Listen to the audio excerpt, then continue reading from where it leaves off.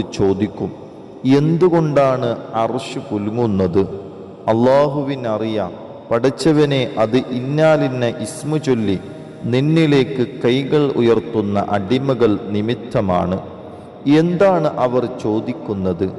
ഇന്നാലിന്ന കാര്യമാണ്. ആഗ്രഹം അള്ളാഹു നിറവേറ്റി കൊടുക്കുമെന്ന് മുത്ത് ഹബീബ് സല്ലല്ലാഹു അലൈഹി വസല്ലമ തങ്ങളിൽ നിന്ന് പണ്ഡിതന്മാർ ഉദ്ധരിക്കുന്നത് കാണാം.